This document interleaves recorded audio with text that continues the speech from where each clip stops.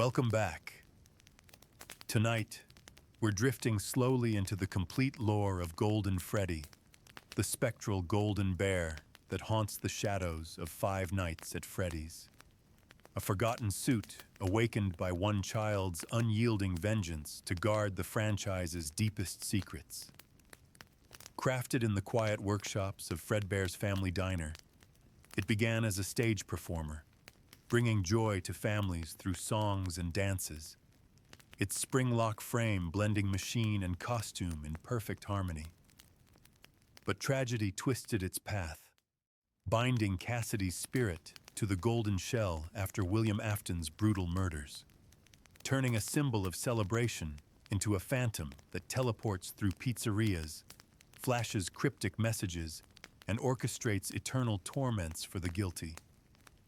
From the checkered floors of that original diner, where the bite of '83 first cracked the facade of innocence, to the backroom horrors of Freddy Fazbear's Pizza and the pixelated pursuits in minigames like Follow Me, we'll trace every manifestation, step by step.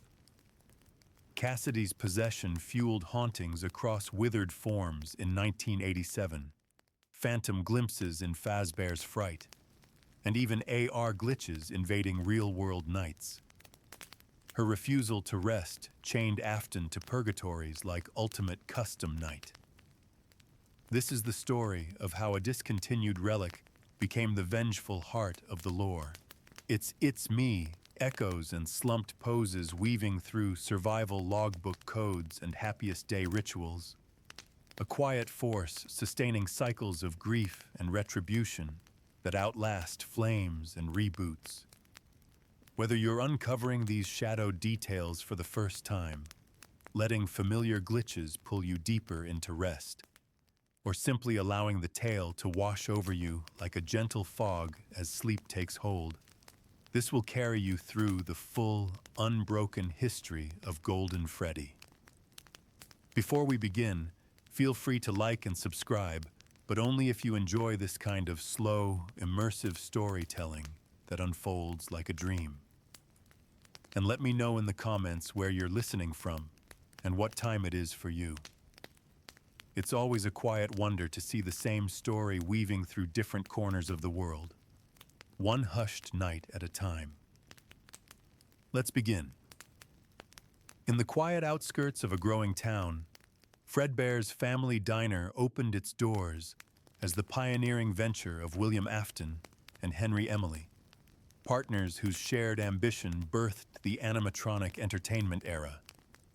This modest establishment, with its checkered floors and colorful wall murals depicting playful bears, welcomed families seeking simple joys amid the hum of arcade machines and the scent of fresh pizza dough. At its heart stood the Fredbear suit, a golden yellow animatronic bear designed for stage performances, its fabric gleaming under stage lights, while internal mechanisms allowed a performer to bring it to life. Afton and Emily crafted these suits with spring-lock technology, a hybrid system blending endoskeleton functionality and wearable costume capability, enabling seamless transitions between robotic autonomy and human-operated shows. This innovation drew crowds as parents watched children laugh at Fredbear's synchronized movements, planting the seeds for a franchise that would span locations. Yet the diner's success hinged on these early suits, whose dual-purpose design foreshadowed both delight and hidden peril in the mechanisms that kept them operational.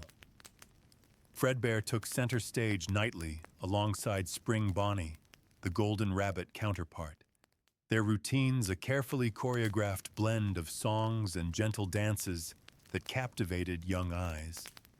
Spotlights swept across the duo as they waved plush paws, microphones amplifying cheerful voices programmed to encourage sing-alongs from booth-seated families. The spring-lock suits allowed performers to inhabit the characters fully, compressing the endoskeleton frame to make room for a human operator, a process that required precise alignment to avoid malfunctions. This setup created an illusion of living mascots, fostering loyalty among regulars who returned for birthday parties and special events. Children pressed against stage barriers, tossing confetti during finales, unaware of the engineering precision sustaining the spectacle. Afton oversaw suit maintenance in back workshops, tweaking servos and voice modulators, while Emily focused on menu expansions and themed treats. These performances solidified Fredbear's role as the franchise's flagship, its golden hue symbolizing warmth and invitation, even as the suit's complexity introduced vulnerabilities that would echo through later tragedies. The diner thrived in those early years, a haven where laughter mingled with the clinking of tokens in arcade machines and the cheerful melodies of animatronic performances. Families gathered around tables adorned with paper plates, featuring Fredbear's smiling face. Children clutching plush versions of their favorite characters, while parents savored slices of pepperoni pizza. The atmosphere brimmed with innocence, every corner designed to delight, from the prize counter stacked with stuffed animals to the photo booth, where kids posed with cardboard cutouts of Fredbear and Spring Bonnie. William Afton moved through these spaces with quiet pride, adjusting a microphone here, tightening a bolt there, ensuring the magic never faltered. Henry Emily greeted customers at the entrance, his warm smile reflecting genuine passion for the world they'd built together. This partnership, forged in creativity and entrepreneurial spirit, seemed destined for endless success. The Golden Bear, becoming a symbol recognized throughout the community. But beneath the surface of this cheerful facade, shadows began to gather, imperceptible at first, like cracks forming in a foundation no one thought to inspect.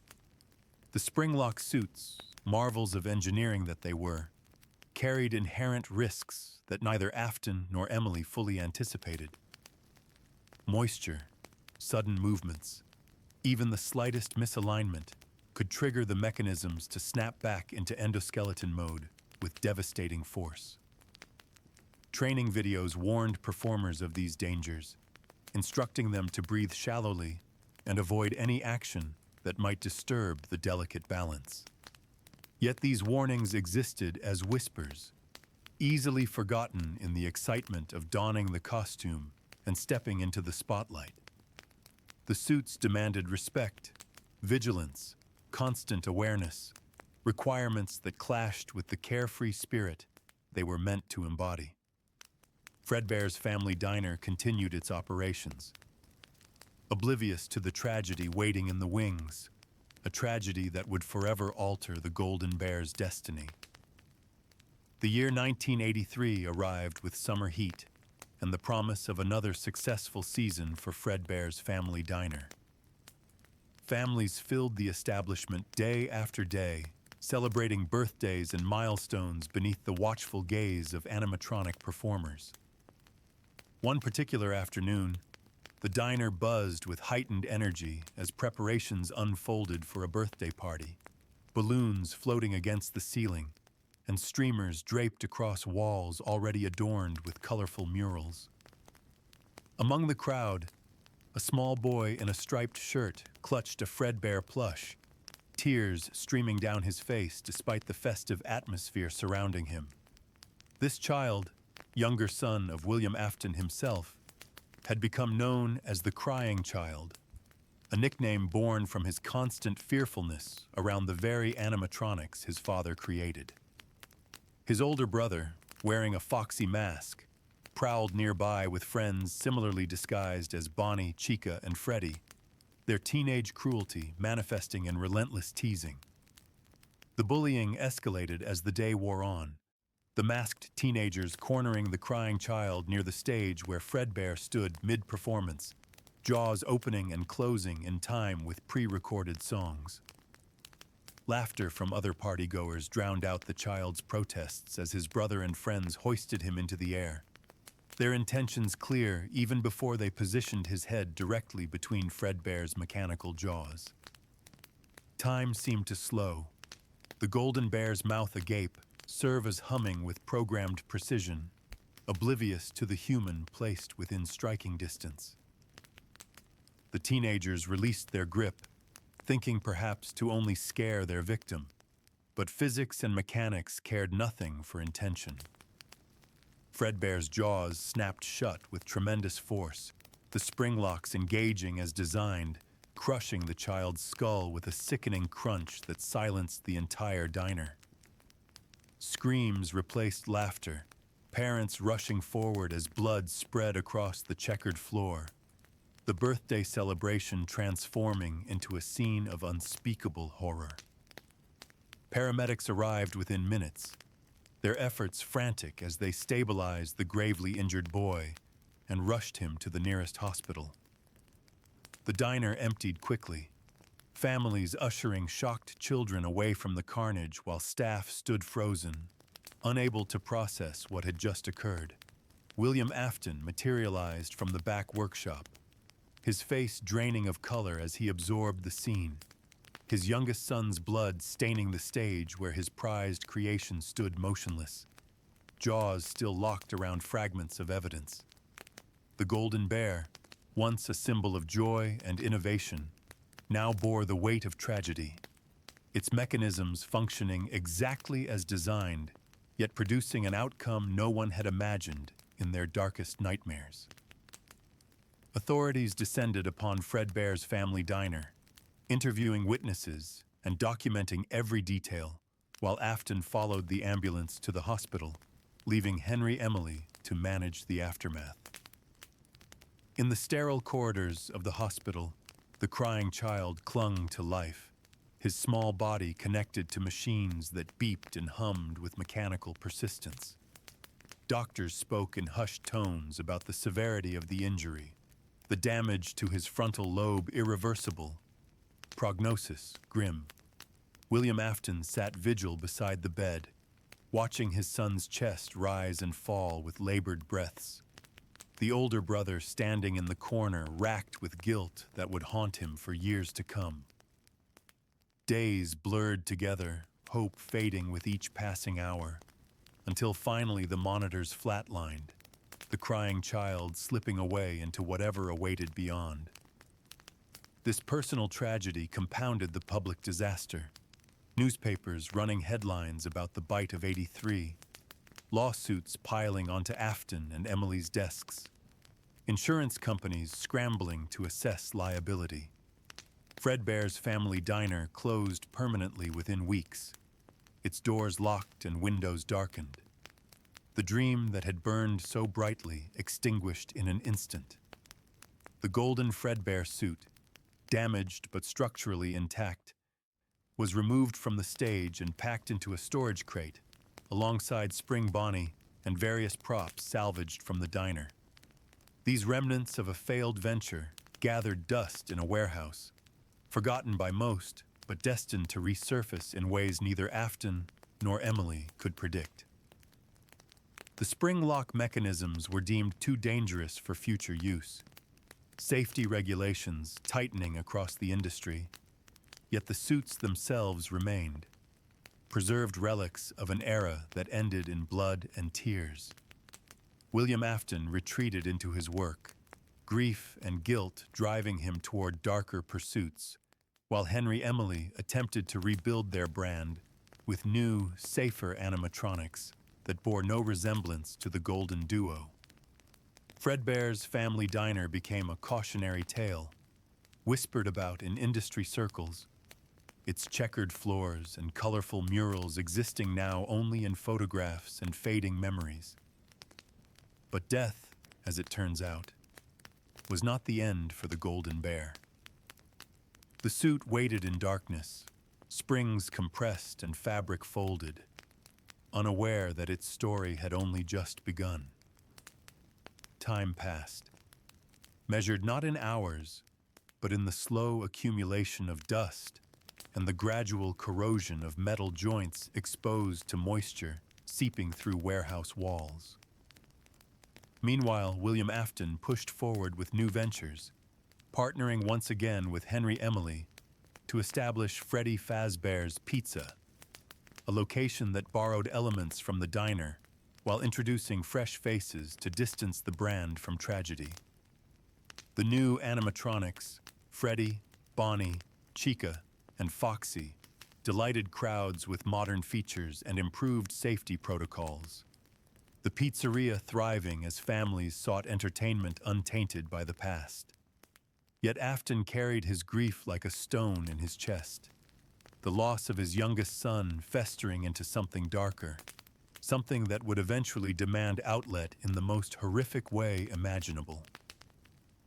As Freddy Fazbear's Pizza established itself in the community, the golden Fredbear suit remained in storage, its fate uncertain. Would it be refurbished and returned to service?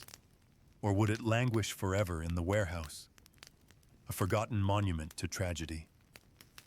The answer came in 1985, when William Afton, consumed by emotions he could no longer contain, retrieved one of the old spring-lock suits for purposes far removed from entertainment.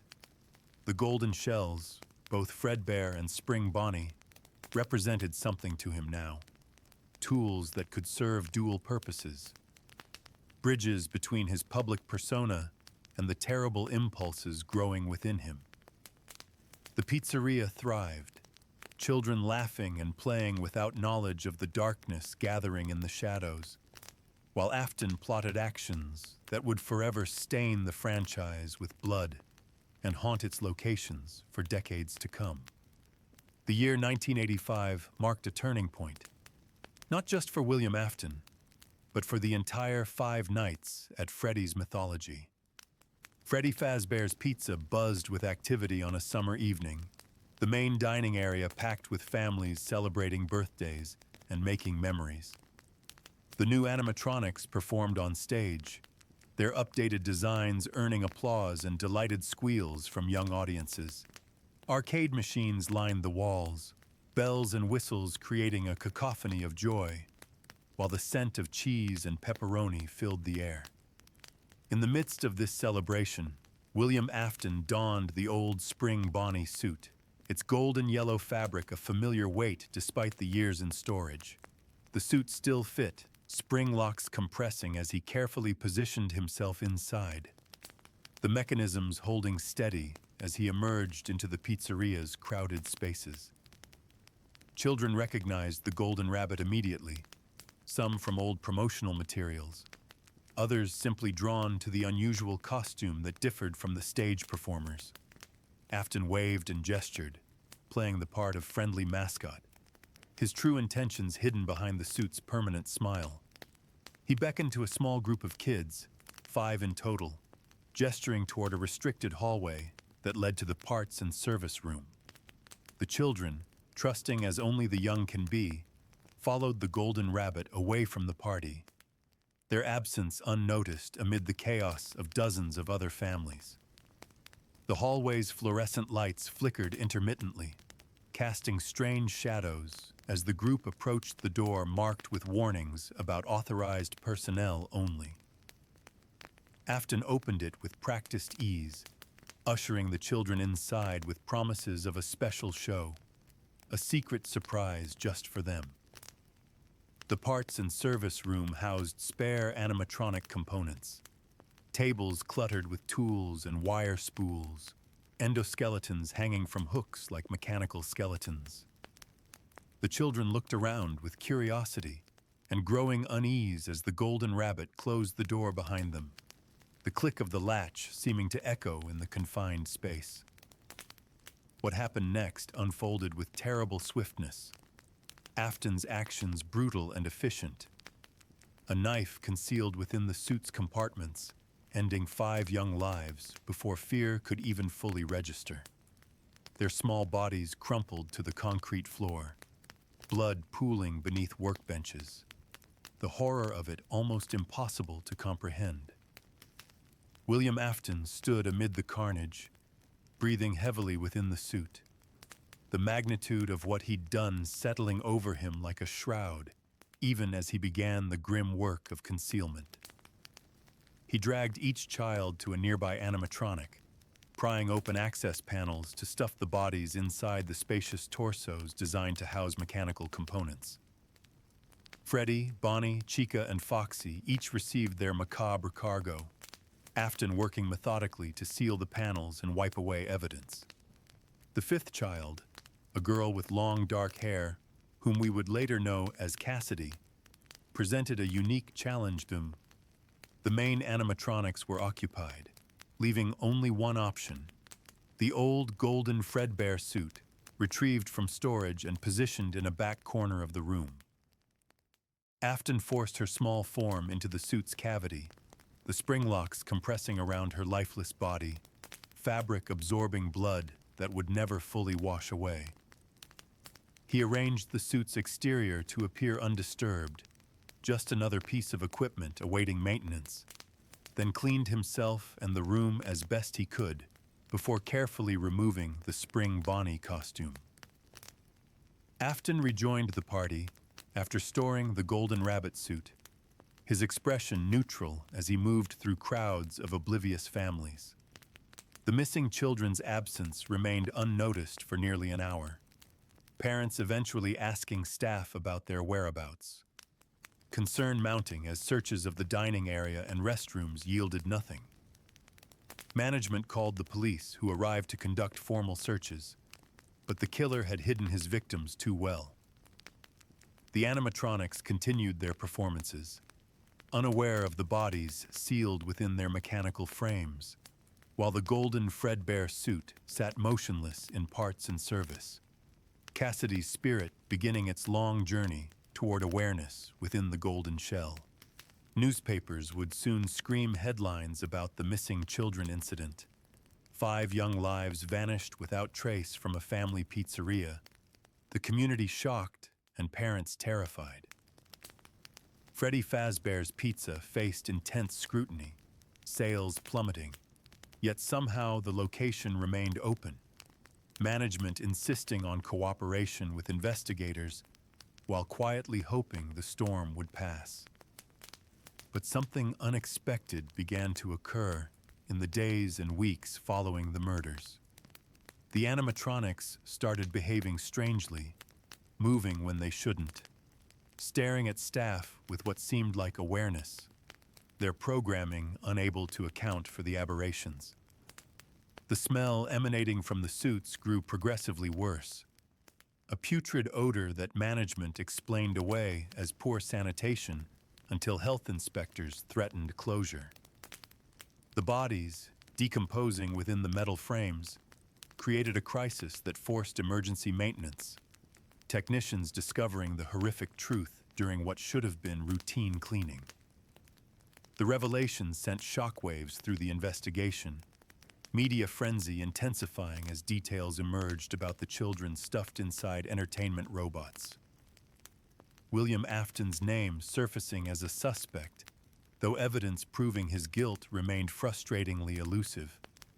While authorities struggled to build their case, something else stirred in the darkness of Freddy Fazbear's Pizza. The children's spirits, unable to move on, found themselves bound to the animatronic suits that had become their tombs. This phenomenon, this fusion of soul and machine, occurred through mechanisms not fully understood, though later lore would suggest the involvement of another spirit, that of Charlotte Emily, Henry's daughter, whose own tragic death at Afton's hands had resulted in her possessing the puppet animatronic. The puppet, driven by protective instincts that transcended death, enacted a ritual captured in the Give Gifts, Give Life minigame, a pixelated sequence showing the puppet navigating party rooms to place masks upon the heads of 4 children, the symbolic act somehow enabling their possession of Freddy, Bonnie, Chica, and Foxy. Cassidy, however, existed outside this immediate group, her body sealed within the golden Fredbear suit that occupied a different space in the pizzeria's geography. The puppet's influence reached her nevertheless, the golden bear stirring with unnatural life as Cassidy's consciousness merged with the animatronic shell. But her possession manifested differently from the others. perhaps due to the unique nature of the spring-lock suit, perhaps because of the intensity of her rage and sorrow. Where Freddy and his companions would move along defined paths, following predictable patterns rooted in their original programming, Golden Freddy seemed to exist outside normal rules, appearing and disappearing without traversing the space between, flickering in and out of existence like a ghost, made manifest through sheer force of will. The golden suit became Cassidy's vessel for vengeance, though the full extent of her power wouldn't reveal itself immediately. In those early days after possession, the suit simply sat in parts and service, occasionally shifting position when no one watched. Eyes that should have remained dark, sometimes glowing with faint white pupils. Staff began to avoid the room, uncomfortable with the presence they couldn't quite name, the feeling of being watched by something that shouldn't be aware. Reports filtered up to management about the yellow bear, how it seemed to move on its own, how some employees refused to work late shifts because of it. These complaints went largely ignored, dismissed as imagination or pranks, the golden suit remaining where it had been placed, a discontinued relic that no one particularly wanted to deal with amid the ongoing crisis of murdered children and police investigations. William Afton, meanwhile, evaded justice through careful planning and lack of concrete evidence. He continued working at Freddy Fazbear's Pizza, maintaining animatronics and developing new attractions. His public face that of a grieving father who'd lost his own son to tragedy. Only he knew the truth of what he'd done, the lives he'd taken, the bodies he'd hidden. And only he would eventually learn the true cost of his actions, when the spirits he'd created refused to rest, when the golden bear in particular fixated on him with single-minded determination, Cassidy's will echoing across time and space to ensure his torment would never end. As the 1980s progressed, Freddy Fazbear's Pizza underwent changes, the original location eventually closing due to the scandal, replaced by a new facility in 1987 with updated animatronics designed to appeal to modern audiences. The old animatronics, including the possessed suits containing the children's remains, were repurposed as spare parts, their casings damaged and wiring exposed, relegated to a back room in the new location. These withered animatronics, as they became known, retained their spiritual inhabitants, the children's ghosts adapting to their diminished circumstances while plotting against the man who'd murdered them. The golden Fredbear suit joined them in storage, its condition deteriorating from years of neglect, fabric torn and wires protruding, one ear missing entirely, the damage lending it an even more unsettling appearance. The new Freddy Fazbear's Pizza in 1987 featured toy animatronics with plastic shells and advanced facial recognition software, characters designed to be friendlier and more approachable than their predecessors. The establishment thrived initially, crowds drawn by the novelty and management's aggressive marketing campaign. Yet darkness lingered in the back rooms, where the withered animatronics waited, their presence a connection to the unresolved murders that haunted the franchise. Night guards hired to watch the facility reported increasingly disturbing experiences. Animatronics moving through the building after hours, appearing in doorways and vents, their behavior aggressive and seemingly purposeful. These weren't random mechanical failures or programming glitches. These were spirits enacting their will through metal and circuitry, searching for the one responsible for their deaths. Golden Freddy manifested in this new location with the same ethereal quality that had defined him before, appearing without warning in hallways or directly in the guard's office, his slumped form materializing as if summoned from another dimension entirely. The withered version of the golden bear presented an even more disturbing image than before. the deterioration of the suit matching the corruption of its purpose. What had been a symbol of entertainment, now a harbinger of supernatural dread. Guards learned quickly that the Freddy mask, a spare prop kept in the office to fool the toy animatronics, also worked against Golden Freddy, the disguise somehow triggering a recognition response that caused the spirit to retreat. Cassidy's vengeance paused by the illusion of facing one of her fellow victims rather than a human target. The lore deepened through minigames accessible after death in the 1987 location, pixelated sequences that revealed fragments of the story hidden within the game's code.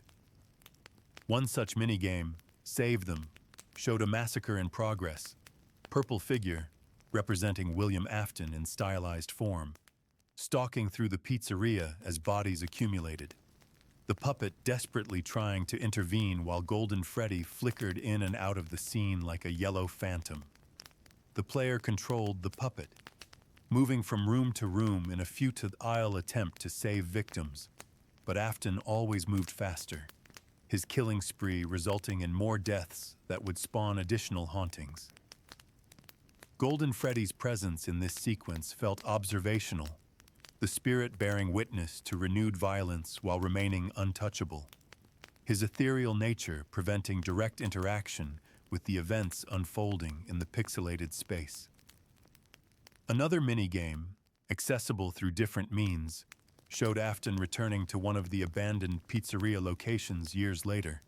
His intentions unclear, but his actions deliberate as he dismantled the animatronics one by one. The Follow Me sequences depicted him in the empty building, luring Freddy, Bonnie, Chica, and Foxy into a back room where he systematically destroyed their physical forms, perhaps believing this would free him from the hauntings that had plagued him for years.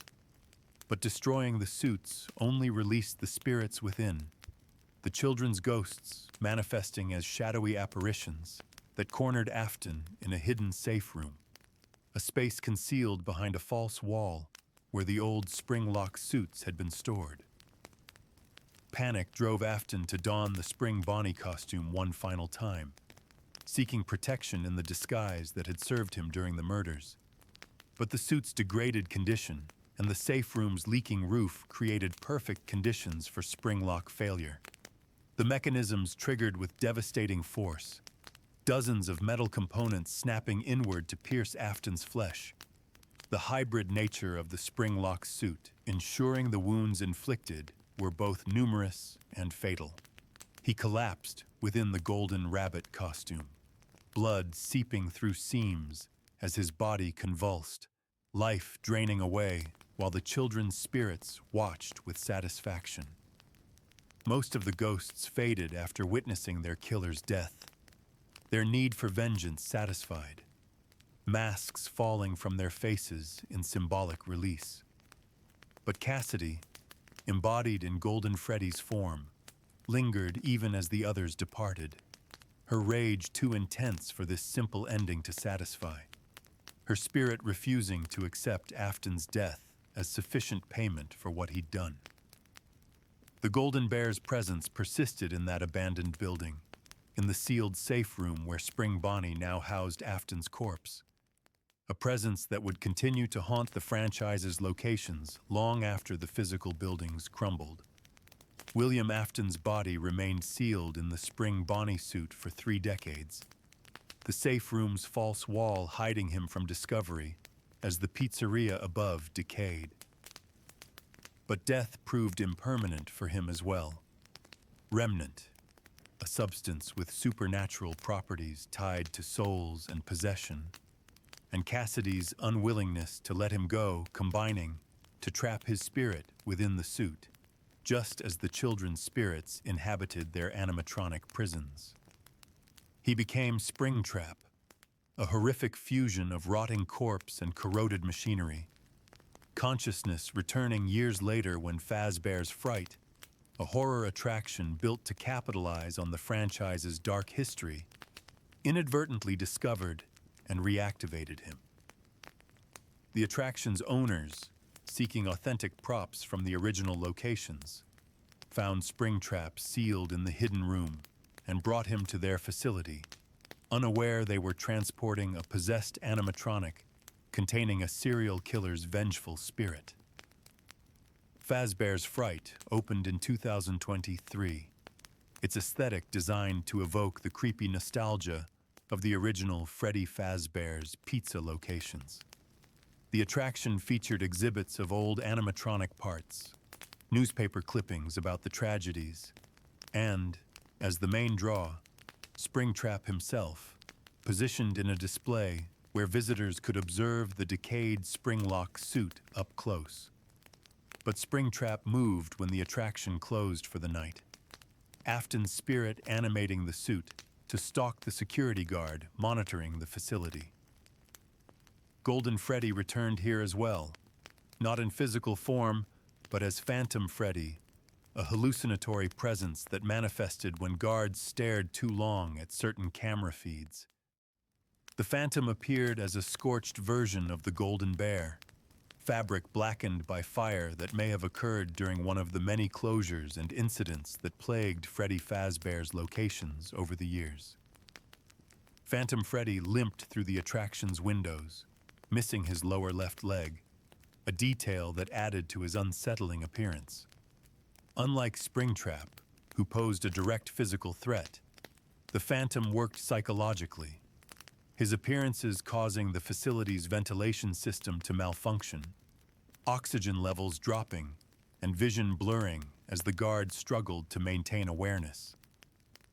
These hallucinations served Cassidy's purpose, even in this new context, the spirit adapting her methods to suit the environment, her presence ensuring that Afton's attempted resurrection in Springtrap would not proceed unopposed. The lore suggested that all the Phantom animatronics appearing in Fazbear's Fright, not just Phantom Freddy, represented projections created by the vengeful spirits, psychological warfare waged against anyone who dared disturb their domain.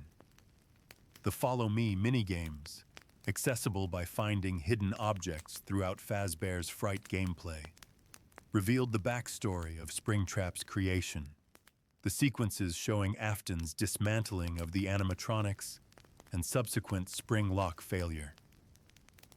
But they also hinted at another minigame, one requiring specific conditions to unlock, a sequence that would become known as Happiest Day. This pixelated scene depicted a birthday party in a simple room, balloons floating and cake waiting on a table. 5 children wearing masks representing Freddy, Bonnie, Chica, Foxy, and a 5th child in shadow, their identity obscured. The puppet entered carrying a cake, the delivery triggering smiles and applause, masks falling away as the spirits prepared to move on, their unfinished business finally resolved. Golden Freddy's mask fell last, slipping from the face of the shadowy 5th child, the implication being that this represented Cassidy, her spirit finally finding the peace that had eluded her for decades. The Happiest Day minigame offered a conclusion to the children's story, a happy ending where the victims of William Afton's crimes could rest, their suffering ended, and souls freed from their animatronic prisons. But canonicity remained ambiguous, some interpretations suggesting this represented a possible future rather than definitive resolution.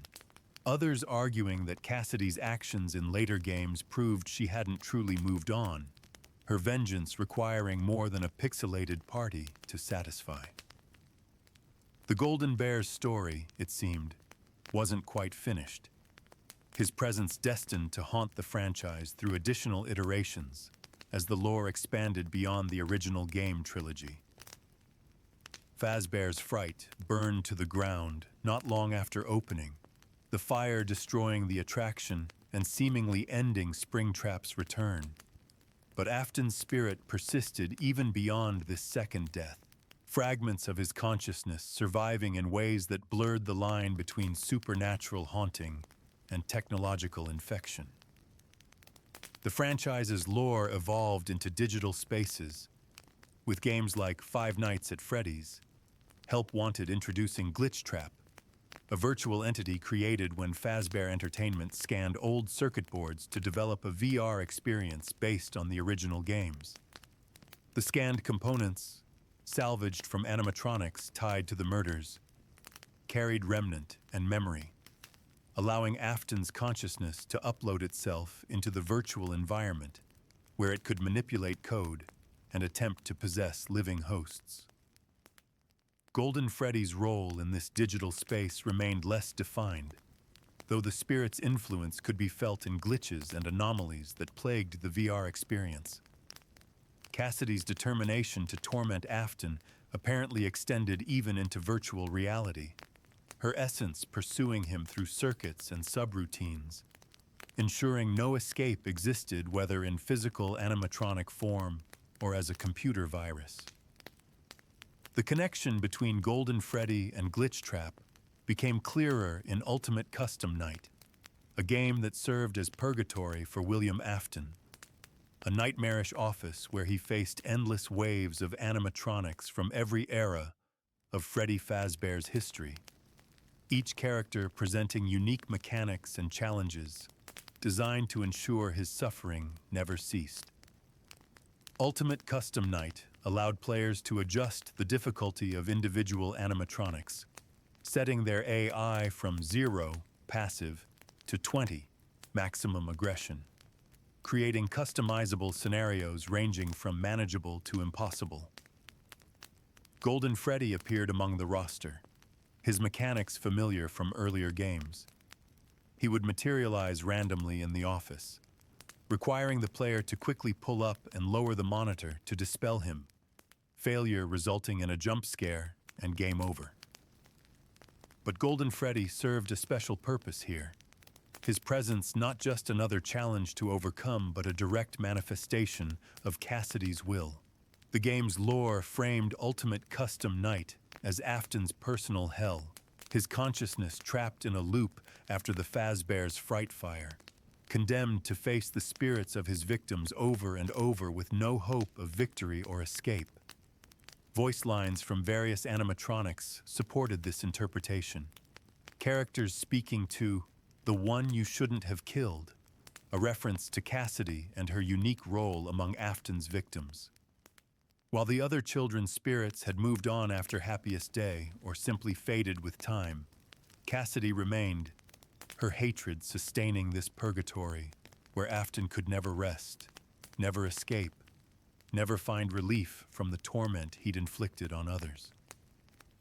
A hidden scene accessible by drowning in Old Man Consequence's fishing minigame showed Cassidy's spirit, represented as a shadowy child, being counseled to leave the demon to his demons and rest your own soul, the old man suggesting she let go of her vengeance and find peace. But Cassidy refused, her response a wall of distorted text that drowned out the old man's words, her decision to remain and continue Afton's torture made clear. The 50-20 mode, Ultimate Custom Night's highest difficulty with all animatronics set to maximum aggression, represented the peak of Cassidy's vengeance. Beating this mode triggered a unique cutscene. Golden Freddy's face appeared in darkness, the golden bear twitching and convulsing as if trying to break free from some unseen restraint, the image both disturbing and ambiguous in meaning. Some interpreted this as Cassidy's own struggle, her spirit so consumed by hatred that she'd become trapped in the cycle of torment alongside Afton, prisoner and warden simultaneously. Others saw it as a glimpse of something breaking, either Afton finally beginning to escape or Cassidy's grip faltering after eons of holding him in place. The cutscene offered no clear answers, only that final disturbing image of the golden bear seizing in the void before fading to black.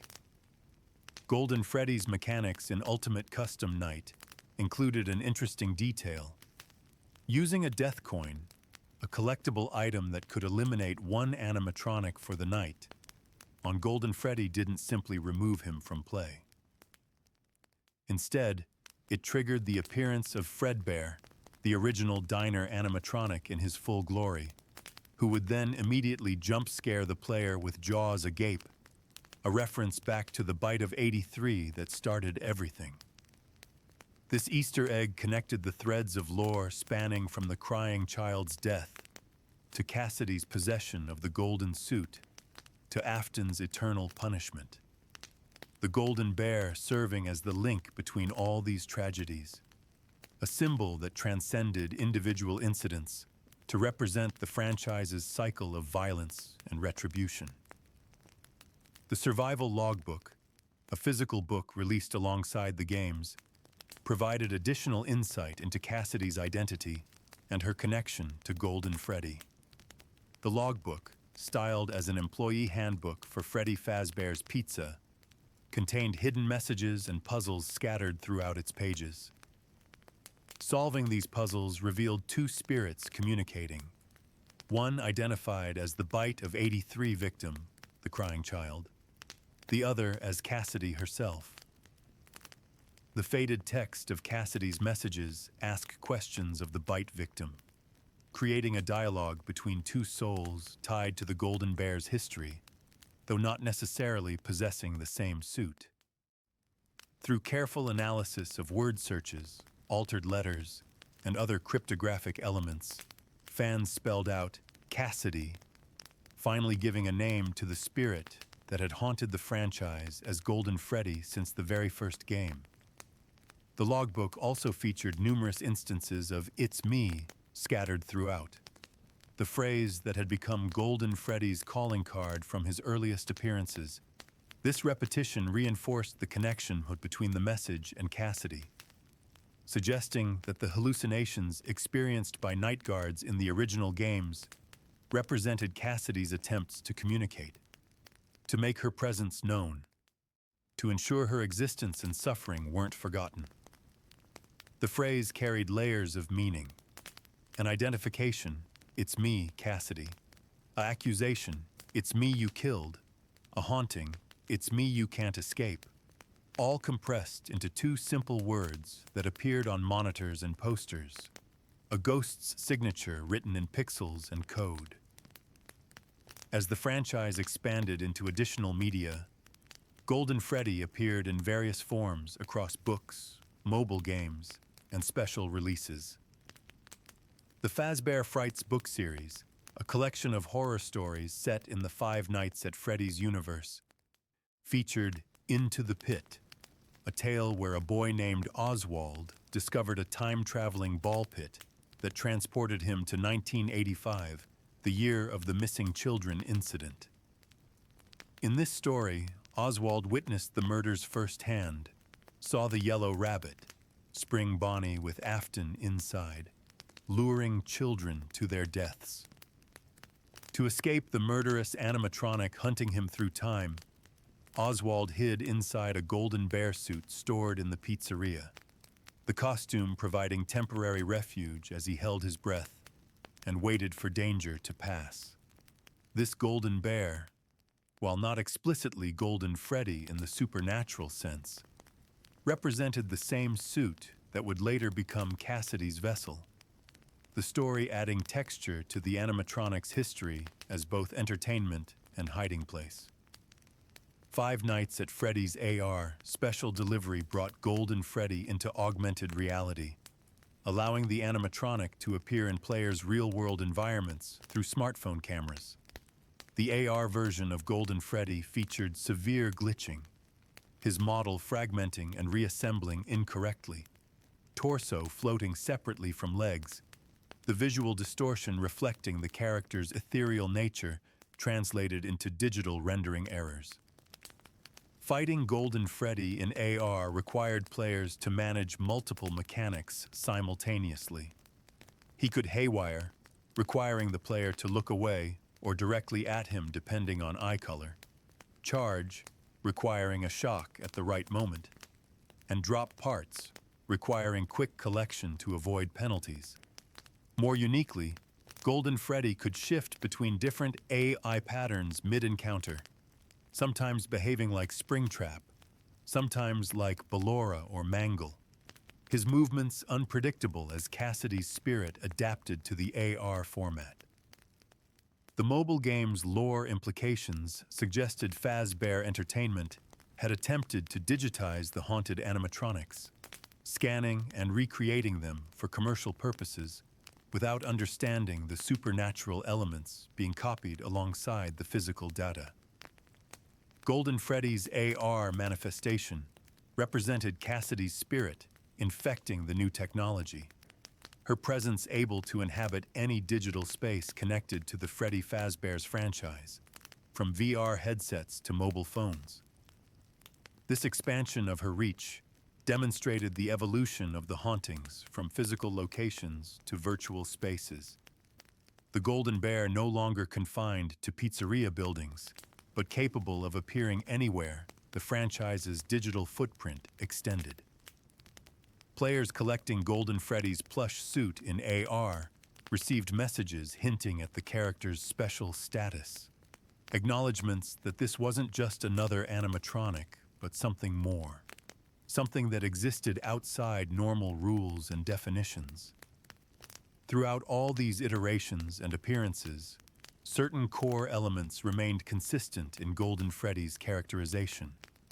The slumped, inactive posture suggested a suit that had lost power or never possessed it in the first place, a vessel for spiritual energy rather than electrical current. The golden yellow color distinguished him from the brown Freddy Fazbear, a visual reminder of his origins as Fredbear and his special status among the haunted animatronics. The ability to appear and disappear without traversing physical space defied mechanical limitations, positioning Golden Freddy as more phantom than robot, his movements governed by Cassidy's will rather than servos and programming. The association with the phrase, "It's me," created a verbal signature that announced his presence even before visual manifestation. Letters on screens serving as warning and accusation simultaneously. The deterioration of the suit across different games, from pristine in early cutscenes to withered and damaged in active encounters, charted a physical decline that paralleled the franchise's descent into horror. Where Fredbear had represented joy and innovation at the diner, Golden Freddy embodied tragedy and vengeance in the pizzerias, the same shell containing completely different meaning. The missing ear, exposed wires, and torn fabric weren't just cosmetic details, but narrative elements conveying abandonment and damage. The suit's decay reflecting the broken children whose souls inhabited these machines. Every visual choice reinforced the themes of innocence corrupted and joy transformed into nightmare. The Golden Bear, a perfect symbol for how William Afton's actions had perverted everything the animatronics were meant to represent. Cassidy's refusal to rest, explicitly demonstrated in Ultimate Custom Night's Old Man Consequences scene, distinguished her from the other victims and explained Golden Freddy's persistent presence across the franchise timeline. While Freddy, Bonnie, Chica, and Foxy eventually found peace, their spirits departing after confronting their killer, Cassidy's hatred burned too intensely for such simple resolution. Her choice to remain, to continue tormenting Afton even after his physical death, even after he'd suffered for decades, revealed a character consumed by the need for revenge, unable or unwilling to let go of the pain inflicted upon her. This made Golden Freddy simultaneously tragic and frightening, a victim who'd become so focused on vengeance that she'd trapped herself in an eternal cycle alongside her murderer, neither able to escape the other. The ambiguity of whether Cassidy possessed Golden Freddy alone or shared the vessel with the Bite of 83 victim created fascinating interpretations. Some theorists suggested the crying child's spirit inhabited Golden Freddy alongside Cassidy, two souls in one suit, the Bite victim's connection to the Fredbear animatronic that killed him, creating a link that persisted beyond death. The survival logbook's dialogue between two spirits supported this reading, their conversation implying proximity and shared space. Others argued Cassidy alone possessed Golden Freddy, while the bite victim moved on or existed in a different form, perhaps as the player character in some games, his perspective used to witness events from beyond the grave. Both interpretations found evidence in the lore's deliberate ambiguities, the truth perhaps less important than the thematic resonance of multiple victims tied to the same golden shell. The Golden Bear's role as the franchise's primary antagonist, more so than any other individual animatronic, stemmed from Cassidy's unique motivation and methods. Freddy, Bonnie, Chica, and Foxy attacked night guards because they recognized them as human and blamed all humans for their deaths, their aggression rooted in trauma and confusion. But Golden Freddy, guided by Cassidy's focused consciousness, seemed to understand more, to recognize specifically who deserved punishment and who might be collateral damage. The character's appearances often felt purposeful rather than random, manifestations timed for maximum psychological impact. "It's me" messages, appearing when guards were most vulnerable. This intelligence elevated Golden Freddy beyond simple monster, suggesting a haunting with intention and awareness, a ghost that remembered its identity and refused to forget its murderer. The metatextual elements surrounding Golden Freddy added layers to the character's mystique. The 1987 Easter egg that crashed the first game, the Death Coin interaction in Ultimate Custom Night, the complex puzzle-solving required to reveal Cassidy's name in the survival logbook. All these elements required player engagement beyond simply surviving nights. Golden Freddy rewarded curiosity and punished assumptions, appearing in unexpected places and responding to inputs that shouldn't matter, breaking the fourth wall in subtle ways that reinforced his status as something other than standard video game enemy. Players who discovered these secrets felt they'd touched something deeper, glimpsed hidden truths about the lore that casual playthroughs would miss. The Golden Bear serving as gateway to the franchise's most profound mysteries. The visual design of Golden Freddy evolved across artistic interpretations while maintaining core elements. Fan artists depicted him in styles ranging from terrifying to tragic, some emphasizing the horror of a possessed animatronic with blood and gore, others focusing on the sadness of a child's spirit trapped in a machine. Official merchandise showed Golden Freddy in heroic poses alongside other characters, his dark lore somewhat sanitized for commercial purposes. The character's popularity within the fandom demonstrated how effectively the games had created an icon. The Golden Bear instantly recognizable, even to those unfamiliar with Five Nights at Freddy's details. Cosplayers recreated the suit's appearance with varying levels of accuracy. Halloween costumes featured simplified versions. The image of the slouched golden animatronic becoming shorthand for the entire franchise's aesthetic of cute but creepy entertainment robots.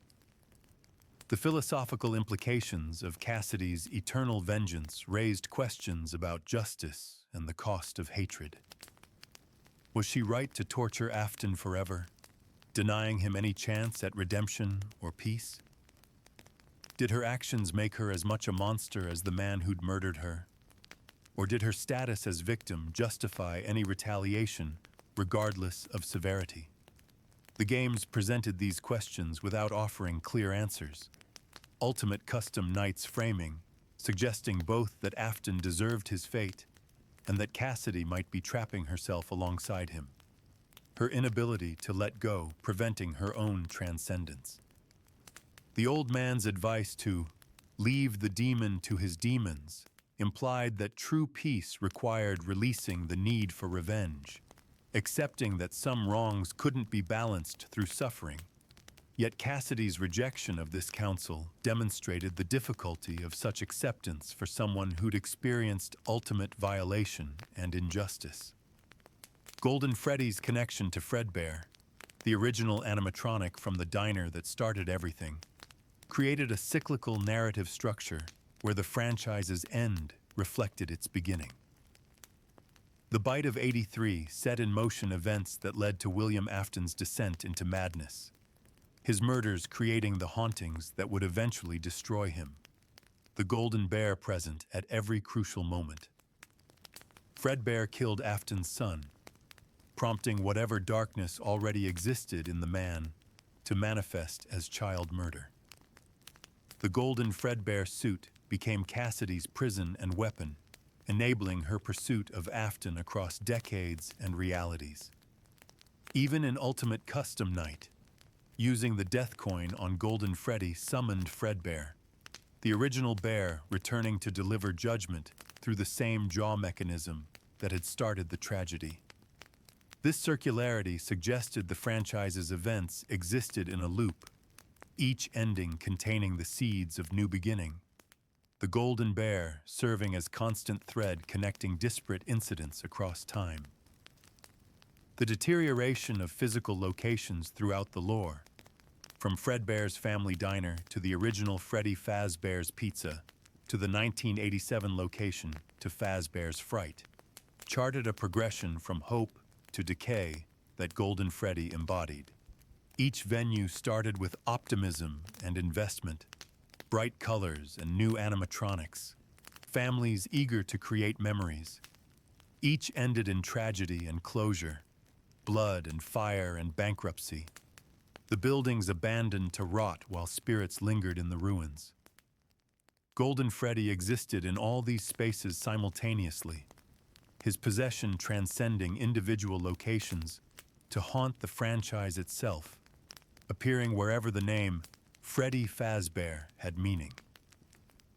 This ubiquity made him more than character, transforming him into symbol of the brand's corrupted foundation, the original sin that tainted everything built afterward.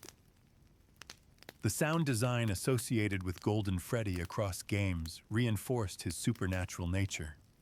Where other animatronics produced mechanical sounds, footsteps, and servo whirs, Golden Freddy's appearances were marked by silence and static, the absence of mechanical noise emphasizing his spectral qualities.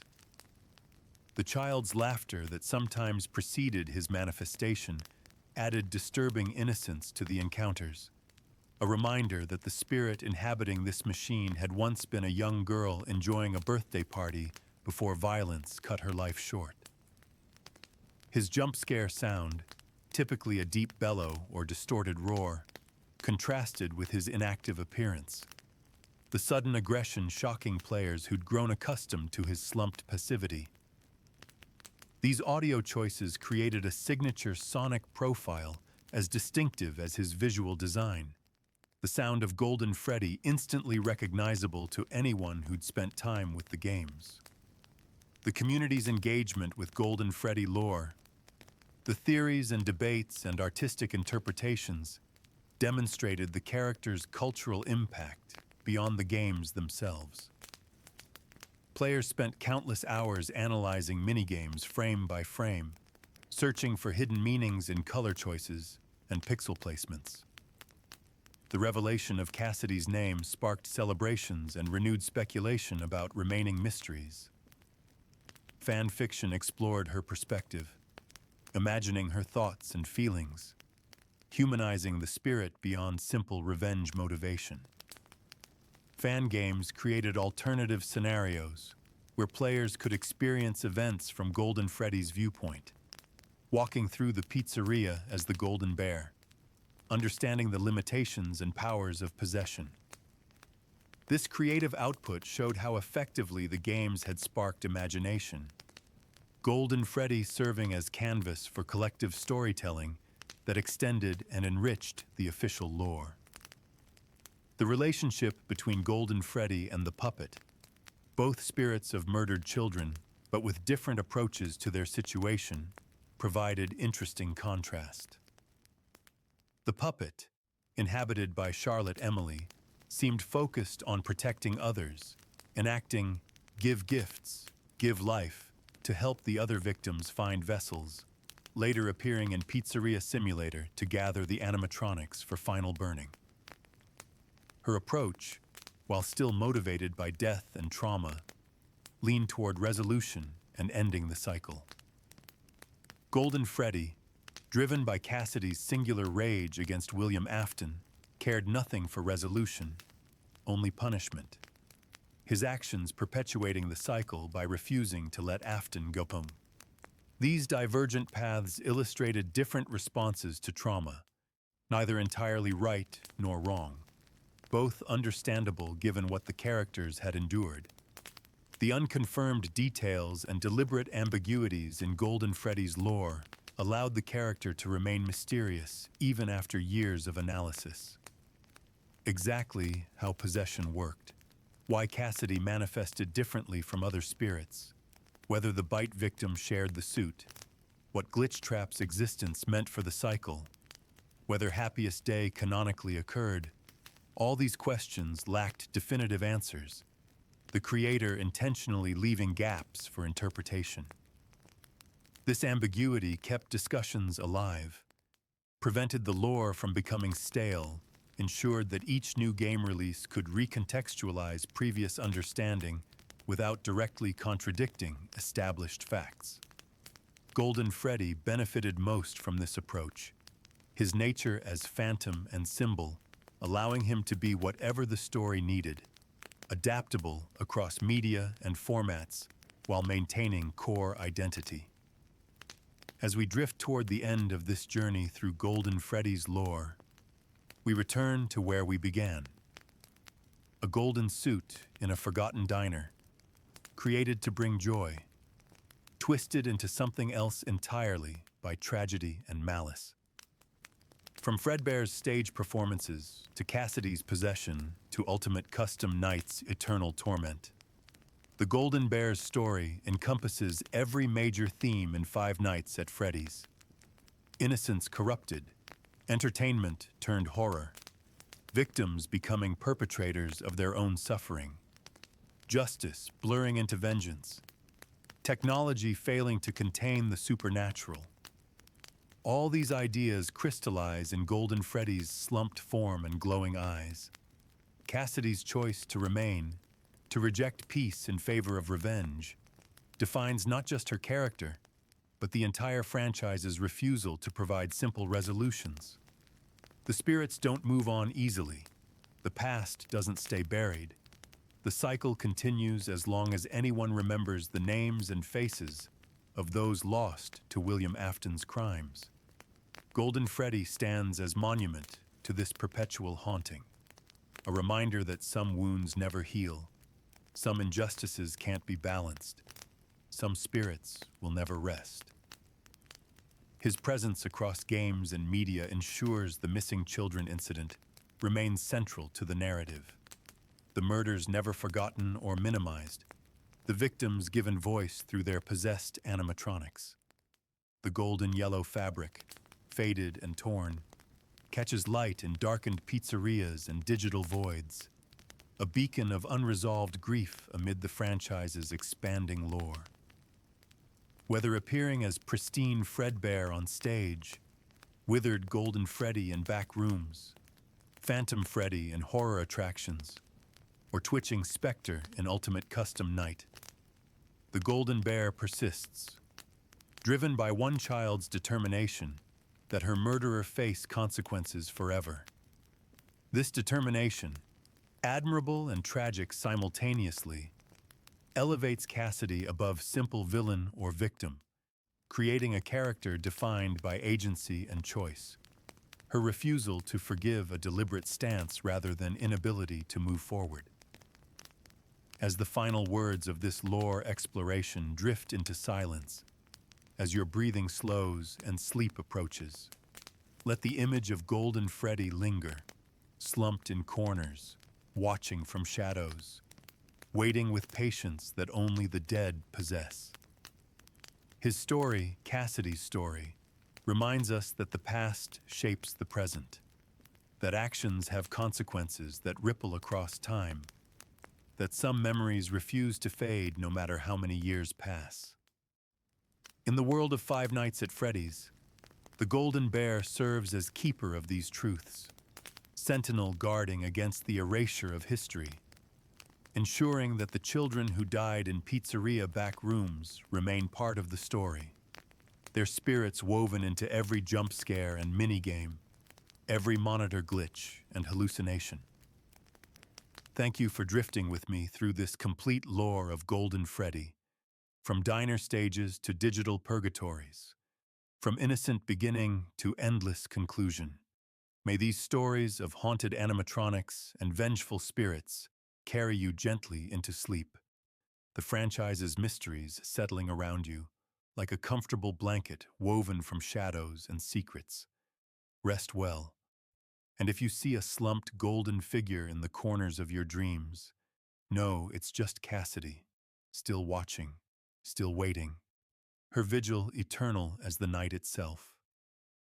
The Golden Bear sleeps, but never rests, and neither, perhaps, should we forget the children whose stories these games preserve. Good night, and may the lore continue to unfold in the quiet spaces between waking and dreaming.